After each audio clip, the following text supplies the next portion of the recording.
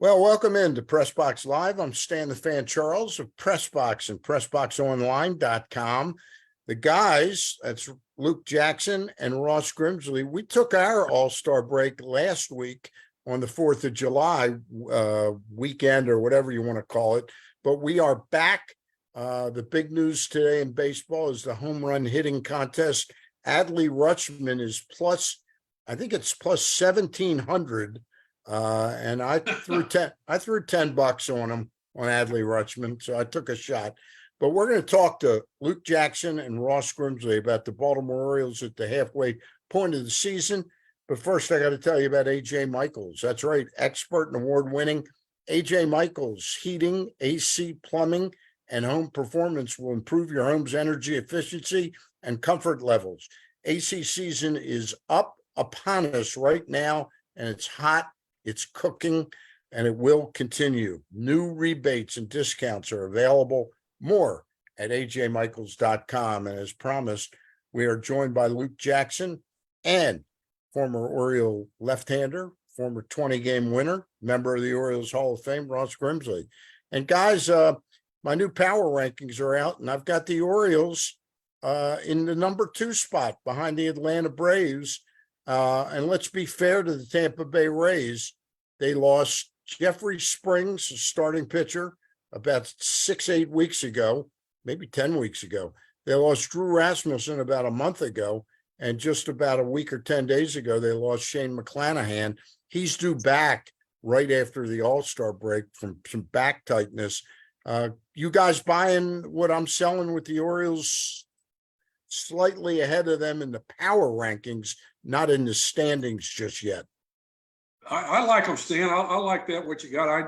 Tampa Bay has been, they started off gangbusters and they played poorly the last week or so. I think they're 3-7 over the last 10 games, but they find a way, to get things done.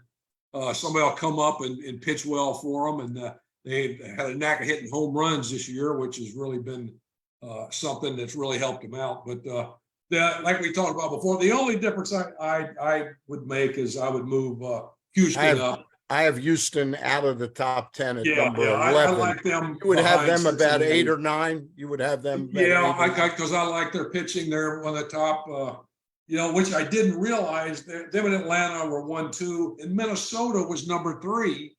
They were number 1 when the Orioles were playing until they put the 15 spot on them. But that was really impressive for the Orioles doing what they did there, taking all 3 of them from those guys.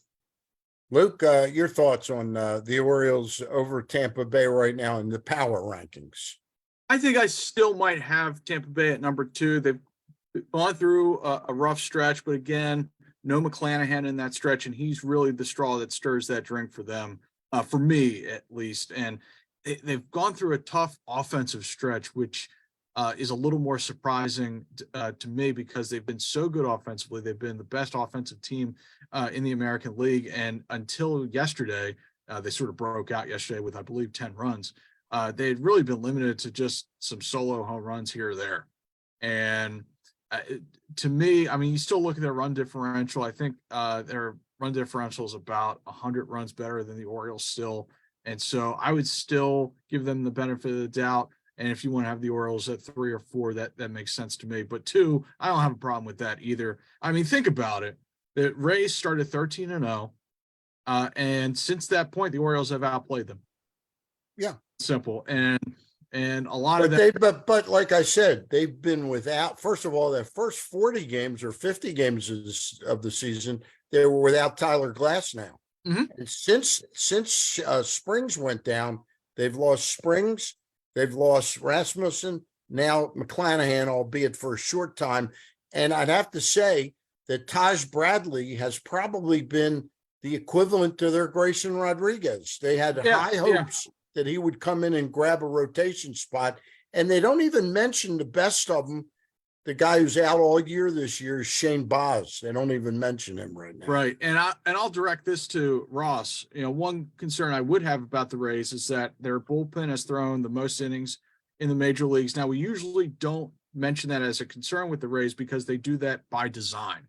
They go into the season knowing that this is how they're going to use their bullpen. They have a very optionable bullpen that they send these guys back and forth. But what kind of challenges does that represent for a manager and Kevin Cash and a pitching staff to use a bullpen that heavily, even by design? Well, yeah, I mean, you see what happened to the Orioles last year, their bullpen, and they're going through a similar thing right now. You got your A guys when you're ahead late in the game that come in. You got Batista, you got Cano. Bauman comes in. It could be. You don't know what you're getting with him. No, but I mean, he's as effective as the other guys they got. And that's going to be a big iffy thing. But the bullpens around that lean heavily on their bullpen, the starters have to give you some innings, or your borderline bullpen guys. Your B guys, let's call it, your 4A guys, they're going to have to step up, or you're going to have some guys with your AAA team that can come up, and it's almost like you have a 30-man staff. The Orioles, though, that's Tampa. They got like a 25-man staff. Exactly. The Orioles don't. So No. I wrote a column that's on our website, pressboxonline.com, with the assistance of Luke Jackson, who filtered in a lot of context to what I wrote, and I appreciate that, Luke. Always do. But the Orioles bullpen, that's the next correct button that Mike Elias, he's pushed all the right buttons this year. Signing Hicks rather than bringing Kowser right up off the IL immediately, bringing Westberg up when he did, putting Mountcastle down. They did it under this diagnosis of vertigo. I don't know about that, but and now they brought him back up. We'll see if that's the right thing to do. But now comes, do you really think you can win? And how are you going to win? And I'm not just talking about win the American League East. I'm not talking about just making the playoffs. I'm talking about really taking the opportunity to try and win a World Series here. And to me, the most glaring need that the Orioles have is pitching. Their bullpen, there are not enough trustworthy arms when you're talking about being in a late season, postseason series against all of the Astros, or against the Texas Rangers, or against even Cleveland. You've got to be prepared when your starters go 5 innings like ours do. You got to be prepared every game to cover 4 to 5 innings out of the bullpen. Yeah, And we don't have the arms for that right now. A seven game series, or that will really tell the tale and show your weakness in the pitching wise. And the Orioles aren't the only team that are in that situation, but they went through it last year with the bullpen. The guys got a little run down and stuff. And so far this year, the starters have pitched 474 innings. The bullpen has pitched 325. So again, and the earned run average has inflated the last 2 months. And I want to say something about Mike Elias. To his credit, he proactively knew that he needed bullpen help this year. He probably knew more than the public did about Dylan Tate during the offseason. But the guy that he picked out, that's the one wrong button he pushed, is Michael Givens, has given them 0 this year for $5 million. Yeah, he's typically a right-hander. He's getting right-handers out. Yep. Struggles with left-handers, and he's even had some problems with right-handers, obviously. Health-wise has been a problem for him too. And that was just something he took a gamble on, and obviously it didn't work. I mean, I think more things have worked in his favor, in the team's favor, than against him. So hopefully, somehow or another, some of these guys can step up in the bullpen, or they can go out, maybe get a starter. They have the people to get players. It's just a matter, like you said, and like we talked about before. Do you want to get to the World Series and win the World Series?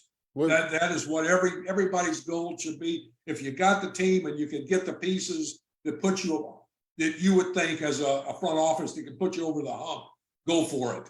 Look, Luke, we've got all the names that we've talked about. Lucas Giolito. Mm-hmm. We've talked about Jordan Montgomery with the Cardinals. We've talked about Eduardo Rodriguez. There's 15 guys, Right.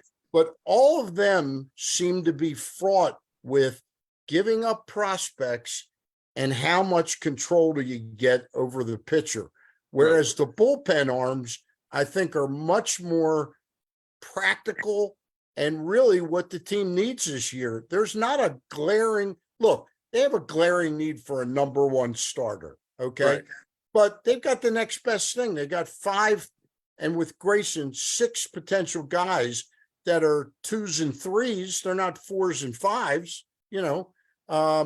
I just think the action has got to be around getting 2 really arms that are upgrades in dependability and consistency over Baker and Bauman. So there are 2 things that you said there that I want to hit on. First, the first thing is, I think absolutely correct that they don't need more mid-rotation starters. They have those guys. And what they really need, as you mentioned, is someone who could start like game 1 of a wild card series or a DS or a World Series or whatever. That's the kind of pitcher they need. I don't know who is available who could fill that need. Possibly Corbin Burns, but possibly Corbin Burns, possibly Marcus Stroman. Right. But Marcus Stroman has an opt-out at the end of the year that he will very likely exercise. All fraught with dangers of giving up prospects. Right. And so the Orioles were in this position, if you recall, in 2014, where they were kicking the tires on John Lester. Yeah. It's a guy who could start game 1 of an ALDS for them. And they thought that the cost for those type of pitchers was prohibitive. And so they said, we'll do the next best thing. We'll get a Miller. And so I wonder if perhaps Mike does the same thing here. But I will say this, that the decisions on buying or selling nowadays don't come until very late, like 48, 72 hours before the deadline. So there might be some surprise sellers late. And perhaps there are some new names that pop up later in the time frame than normal. I don't know. I don't know, but you're absolutely right that you're talking about Marcus Stroman, Lucas Giolito, Eduardo Rodriguez, type of guys. But Ross, the thing about number one starters, they really help you. There's no question a one can help you win a World Series. But where they really help you is taking the mound 32 or 33 times. When you're picking somebody up in August, tell me what starter over the last 3 or 4 World Series has gone out and pitched 7 2/3. They all pitch 4 1/3 innings now in the World Series. Unless you've got a Scherzer or a exactly, and even Scherzer, when he was with the Dodgers, he didn't go 7, 8 innings in the World Series.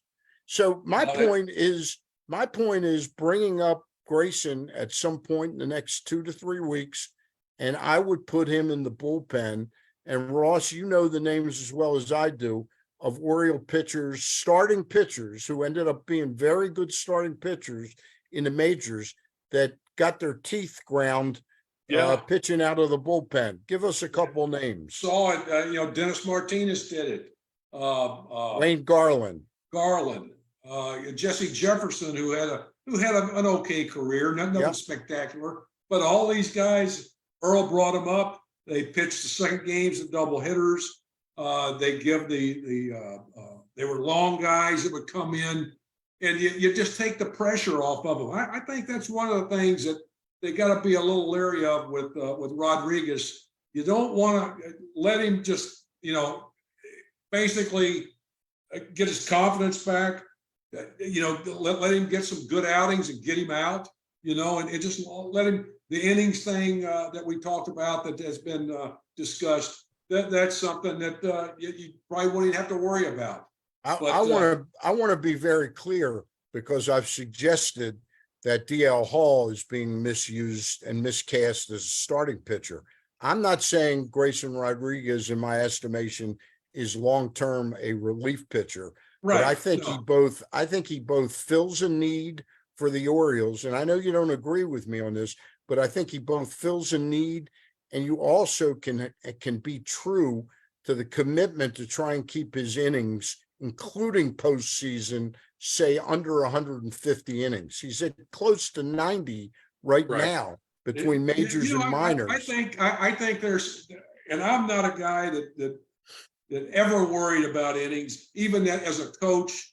They just, and now that's in the player's mind. I can get, I got 100 innings. That's not anything. 150 innings, that's nothing. I mean, it isn't. Ask Jim Palmer about that. Oh gosh, I know, and we could talk about it. You pull your hair out going, but you got these guys believing that at 100 pitches you're done. Right. At 150 innings, you can't go anymore. They have been programmed. They believe that, and after that, now they're done. That's the problem with going 7 innings or 8 innings. Well, this is a problem though that's been born not totally just out of a vacuum. This was born out of the pandemic when a lot of pitchers were shut down entirely, and the major league pitchers only pitched like 80 innings, 90 innings. But that's, hey, all right, you come back fresh the next year. Let's come back. We'll talk about that coming back fresh, and we'll talk a little bit about tonight's home run derby, home run hitting contest in just a minute. First of all, I got to tell everybody about the Costas Inn. That's right. Costas Inn, they've been at the same location, folks, for 50 plus years, and the place gets more and more popular every year.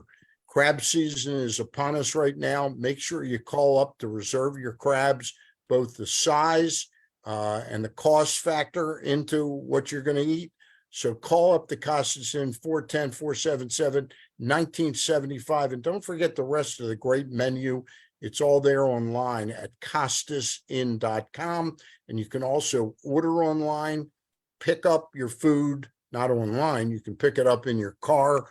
You let them know when you're there. They'll bring it right out to your car. No muss, no fuss, and pay for it online. That's the Costas Inn. Great family restaurant for over 50 years. They've been friends of mine, press boxes, and we've eaten a few crabs there, Ross and I, and Luke too. So the Costas Inn. All right, guys. Coming up in August, we're getting some crabs. All right, we'll do it. All right. We'll do it. We'll get Luke Jackson to go with us too. All right. Hey, guys, are you at all? First of all, the Orioles, I want to make clear, they've also made some news in the minor leagues. Luke, why don't you tell us about a couple of promotions? Well, Jackson Holiday got bumped up to Bowie from Aberdeen, and Kobe Mayo and Chase McDermott got bumped up from Bowie to Norfolk. What kind of year? I know Mayo's having a monster year, and I know Holiday's having a great season. What is McDermott pitching pretty well? That's a very good question. Hold on. Okay. I thought you knew. He must be pitching. He must be doing pretty well. He must be doing pretty well. He's got a promotion. 88 strikeouts and 68 1/3 innings, 3.56 ERA. That's pretty good for him. Starts. So yes, he's doing it quite well for himself. He came over in the Mancini deal. Which was a 3-way deal that actually sent Jose Siri to Tampa Bay. Right. Who's been a nice ad for the Rays. So, and the Orioles picked up two minor leaguers. Yes. One of them, Seth Johnson, was going in for Tommy John surgery like the day after the trade. The Orioles knew that, and still they're banking on him to be in this rotation next year, Luke, I think. Well, or the year after, because he's on the 40-man roster. Right. And so they had to option him down and IL him and all that good stuff.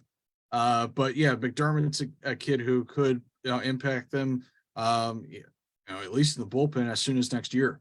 He's got a really big arm. He misses a lot of bats, and he's done that his entire career. He was a good get for Mancini for 2 months. Trey, that was a good get. And the other two guys that you mentioned, Holiday and Mayo, they're just having monster seasons. Yeah, and Mayo is just tremendous. Yeah, I mean, and Mayo got a taste of Double-A last year, and I figured that would do him well this year, and he would have a big year at Bowie. It's exactly what's happened. And then Holiday's kind of a unicorn, with how well he's produced at 2 levels at his age. So neither one of those guys on the roster, are they? Not on the 40. Yeah. No, none of those three are on the 40. So Johnson is on the 40 though. Johnson is on the 40. Seth Johnson is on the 40-man roster. All right, guys, before we get out of here, who you picking in the home run derby tonight? You got Pete Alonso, Mookie Betts, Vladimir Guerrero Jr. You got Aroldis Garcia, got Randy Rosarina, you got Adley Rutschman, and I'm leaving one or two out. Mookie Betts. Mookie Betts. So I am sort of almost inclined to go with one of the most pure baseball players I've ever seen in Mookie Betts. But Luis Robert. I think Luis Robert, yeah. I think I might have to go with him. I'm probably going with Robert. I took a little flyer on Randy Rosarina. Okay. Because I just think I can just see him doing the thing where he drops his bat. And Who's Toronto guy? Who's Vladimir Guerrero. Yeah, I like him. He's going to be Yeah. swinging he's going to try to tear the walls down. All right. Well, there's good bets if you go on superbook.com. When does that start? That starts tonight at is it 7:00, Luke? I think it's 8. I think the pregame show. Oh gosh, And it's almost bedtime. and then the derby. Let me ask you, Ross. You were an All-Star in '78. What's the experience like? Oh, good gosh, that was me and Steve Rogers were the All-Stars from Montreal, and my good friend Mike Flanagan was with the Orioles, and me and Flanagan were the only two guys I don't think to get in the game. But we met on the mound right after the game was over and shook hands. So that was I could not believe that I was in the same clubhouse with all of those guys, National League players. I was just, I was speechless. And I just thinking about it. It was just walking around. I just looked at what the hell am I doing? Who was on that club? Was Larkin on that club? Who? Barry Larkin? 78. No, 78. I'm trying to think who was. I know obviously Rose and all the Phillies guys were there. Okay, Schmidt was there. Schmidt, Boa. Actually, we rode the Philadelphia plane to San Diego. Me and Rogers and our wives. Right. We rode the plane with them. They took care of it. So yeah, we were the step kids. Was Carlton on that team? Yeah, I think he was. I think he was, if I'm not mistaken. But yeah, it was a dream come true. I just couldn't imagine, being there with all these guys. I was just in awe of the whole thing. Right. It was Garvey was there, and our agent, Jerry Kapstein was our agent, and he was Winfield was there. But we all went out to a dinner. It was fantastic. I just was McCovey still playing then? He was, but I don't think he was. I don't remember seeing him. I was starstruck. I was just so starstruck the whole thing. Willie Stargell, would he have been on the team? I think he was. Yeah, I think he was there. Yeah. All right. But it was amazing. Amazing. Right. The All-Star game. Do we really care anymore about the outcome of the game? I mean, I thought the worst thing they ever did was institute that home field for the World Series. It didn't make the game any more important or anything like that to me. No, not to me. I mean, I have no, it's just, it's fun to watch a little bit of it and see guys do some things. And it's kind of like all the other All-Star games, but hey, care who wins, not really. All right. Luke, what'd you think of the draft last night from the Orioles' perspective? A little bit of a departure from what, in some respect, what they normally do, but in some ways not. Up the middle athlete in Enrique Atfield Jr. I'm excited to see him in Aberdeen. That's by next year to see how fast he really is. Apparently, he's got 80 wheels. So looking forward to seeing him. And I don't know anything about the kid. Seems like a great kid. Seems like a talented kid. So look, he and Mayo are from nearby each other, and they played together when they were like 11, 12 years old or Yep. something like that. Yep. Pretty cool Good. story. They're good buddies. Are these drafts, is this more of not so much of a prospect, but is this a project with these guys? I would say that Bradfield's a prospect. Yeah. I mean, he's Well, I guess they're all prospects, but looking at some of the numbers and what they do, I'm going, I mean, a lot of it, the outfielder, the fast outfielder, what's his name? Bradfield. He's a guy that they don't talk a lot about his hitting. He can run and field. So I'm going, wait a minute. And then the third baseman, who's an outfielder that's going to play every position there is. Right. No one talks about his offense that much. And then the pitcher that they got, he's basically a two-pitch pitcher. Yeah. right. Fastball And fastball. one thing we do have to remember that, the past 4 years, the Orioles had been picking in the top 5, and the players in the top 5 are, not flawless, but they're extremely well-rounded. And like Jackson Holiday can do everything. Like the Jackson Holidays aren't available at 17. Oh, right. Yeah. No, absolutely. And but so they're first round picks. But they are first round. But I will say about Bradford is that the Orioles are very confident in their ability to not necessarily fix a swing, but help a hitter to become the best version of himself. Sure. At this point, 5 years in, if the Orioles pick out a college hitter that they like, I'm inclined to give them some rope on that just because of their track record. And then the college pitcher that you mentioned, I don't know anything about him, but they like certain traits. He's a high school kid, right? No, he's a sophomore eligible. No, he was she's sophomore at Florida. So he's only 20 years old, so they probably Yeah. like that. And there are probably some breaking ball metrics they like about him, fastball metrics about that and stuff. And they probably like the body, and they think that that he's projectable and they can turn him into a bona fide starting pitcher. And so we'll see. He's the highest pick they've ever spent on a pitcher. So since Elias has been here today, I think, didn't they? I haven't heard anything about today. Yeah. Hey, Ross, before we get out of here, I want to talk about, because you used to pitch against teams that were hard to work on. In other words, there's certain teams like the Orioles from 2011 to 18. That was a soft offensive team in terms of a pitcher could get through that lineup. Talk a little bit about the difference that the Orioles now present a starting pitcher when you have Rutschman works the count, Henderson works the count, Santander works the count, O'Hearn, Hicks, they all work the count. And these two new guys, Kowser and Westberg, they fit right in. The Orioles suddenly have gone from one of the easiest teams for a starting pitcher to navigate through to, in my opinion, one of the hardest teams. I'll tell you what, they are, to say that they get into the World Series and to win the division, I think they have a chance of winning the division. Yeah, I do and too. After this coming the next month, that they play Miami, Dodgers, Tampa Bay, Philly, and the Yankees. Yeah, they got 16. They got 16 games out of the gate. And they're 26 and 22 against teams over 500, and they lambaste the teams under 500. Right. And they're 16-11 against the AL East. So the Orioles are doing some things. And getting back to how do you pitch them? I mean, you got a bunch of young guys that a lot of people haven't seen a lot of other than in the minor leagues. So especially you've got these teams that have never faced the Orioles this year. They're going to face all these guys for the first time.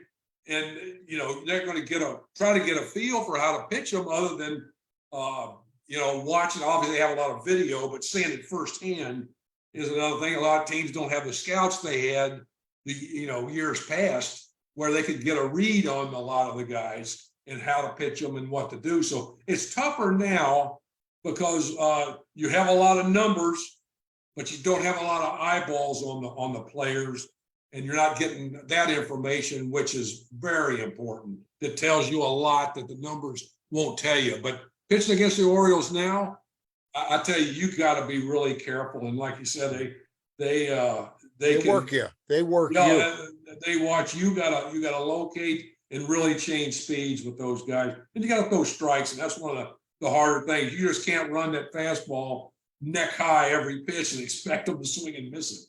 Well, speaking Can of I- plate, speaking of plate discipline, Luke, before we get out of here, Ryan Mountcastle, not shockingly, but surprisingly, all of a sudden they brought him up yesterday. They optioned down Bruce Zimmerman again, and he came up in a pinch hitting situation against a left-hander, and he was successful. Mhm. And Jim Palmer has gone to not extremes, but he's been very practical about this, saying, "Hey, he's got good numbers against left-handed pitchers. To me, he comes up and he plays against left-handers. Mhm. And let's not forget that he was productive, hit 33 home runs just 2 years ago. Where do you think he fits in on this? And might the fact that he's finally been challenged, might that finally be what gets in his head that I got to do something different? No, I think you treat it exactly how Jim said. Yeah. I think now it's a platoon at first base where Ryan O'Hearn will face right-handers and Mountcastle will face left-handers. So I think O'Hearn has certainly earned the opportunity to continue against right-handed pitching. I think he is tops on the team in exit velocity, which is probably not something that you had on your bingo card coming into this year, that Ryan O'Hearn would hit the ball hardest among any Oriole at the All-Star break. But Ryan Mountcastle has a track record dating back to when he first came into the organization of mashing left-handed pitching. What's really given him some struggles, particularly here this year, has been right-handed pitchers who can locate a four-seam fastball and execute a breaking ball. I would right-handed pitchers. So I would venture to say that he's had those problems. Just the games didn't mean anything, Right. So they let it slide, and now Right. they're not letting it slide. right, and Doesn't he lead the team in home runs? He still does, I think. Yeah. No. I think Santander now Santander's does, got 14, I think, something or about 16 after yesterday. 16. Yeah. So yeah, and the question for Mountcastle is going to be: he's been an everyday player his entire career, dating back to whenever he started playing baseball. Yep. And this is the first time where he's going to be told that you're going to be a part-time guy. And Yep. so can he keep up those numbers against left-handed pitching that he's had his entire career? Yep. And he's not in the same rhythm. And we've talked. I think the real question is whether or not this is going to spur him to finally say, I gotta do something different. And it's not easy, but I will tell you this: Anthony Santander has made himself a much, much better hitter at the major league level by developing plate discipline. It's not impossible. It's just extremely difficult to do it at the major league level. And let me ask you something about this, Ross, because one thing you've been in player development where, when Brandon Hyde took over as the manager, one of the first observations he made was that, boy, these at-bats have to get better. Boy, we've got to walk more. We've got to work pitchers more.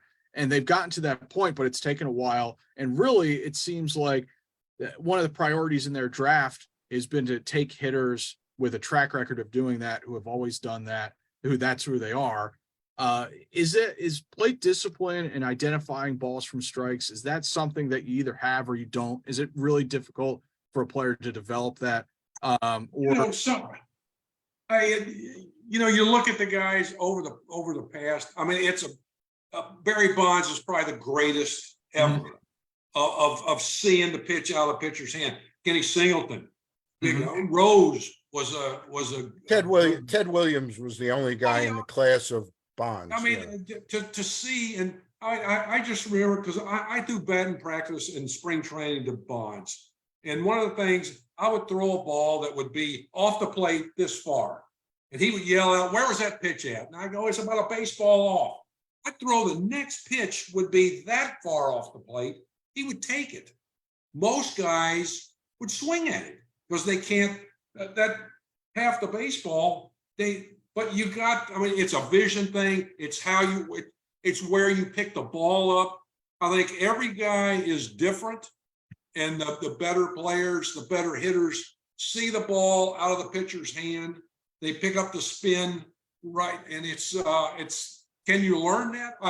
I really think you can, but one of the things, being in player development that we really liked, that I liked, is having hitters stand in the box when the pitchers were throwing on the side. You're helping the pitcher and you're helping the hitter because they get to track the ball and they don't do that, I don't think, as much now. They don't throw as much now. There's a lot of things they do which would really, strikeouts are still a problem. But every pitch a guy throws, he's trying to throw the hardest break. They're all trying to get the hitter to miss the ball, because if they miss the ball, you don't have to play defense. The ball's not in play. So, you're going to have, you spin breaking balls as hard as you can. You're going to have more injuries, but you're going to have more swing and misses. So I think coming down, the hitters have to be able to see the ball at the pitcher's release point and pick up the spin. And, you just have to work at it. You can improve, I really think, but the better guys just have that. They've seen enough pitches. They usually get, in the minor leagues, they get 1,500 at bats. Usually that's between 12 and 1,500. I think that is the key to see, to pick up and learn, see the spin, pick up the ball, know the pitchers. If you know the pitchers and what they're trying to do, and you just don't put all the pitchers into one big barrel. You got to take that pitcher that particular day. What does this guy do? What has he done in the past? What can he do? What can't he do? You take all that into consideration and you watch the game. Guys don't watch the game like they used to. They don't see a lot of stuff. They do rely on the numbers, and it's it's a different game now. The easiest thing, though, is for somebody that looks at stats. You see that proportion from strikeouts to walks, and if it reaches more than 3.5 to 1, that he better show some improvement from year to year. And I'm telling you, I always tell that anecdote about Buck Showalter when he bumped into Ryan Mountcastle in spring training a couple of years ago, and he said, "Ryan, how you doing?" "Hey, Skip, how you doing?" He goes, "I noticed you only had 12 walks last year. That's in a whole season." Sure. And Mountcastle chuckled about it. And now it's 5 years later. He's not chuckling about it. He's lost playing time because of it. Yeah. All right. We got to wrap it up now. We've gone way over. I thank my partners in this Monday baseball talk. We'll be back next Monday at 4:30 in the afternoon with Luke Jackson and my friend Ross Grimsley. Not that Luke's not my friend. We've been brought to you by the Costas Inn, and we've also been brought to you by our friends at AJ Michaels Heating, AC, Plumbing, and Home Performance. That does it for this week. Enjoy the All-Star festivities. The Orioles are back in action with 3 against the Marlins at home Friday, Saturday, Sunday, 3 against the Dodgers, who come to town Monday, Tuesday, Wednesday. All right, that's it for us. Gary Stein and I on Thursday night. Bill Stetka joins us, Oriole historian and head of the alumni, and we'll talk about comparing 1983, 40 years ago, to what we're doing. Holy right now. cow. All right. Holy cow. 40 years ago. Yeah. I'll talk to you guys later. Bye. All right, buddy. Bye.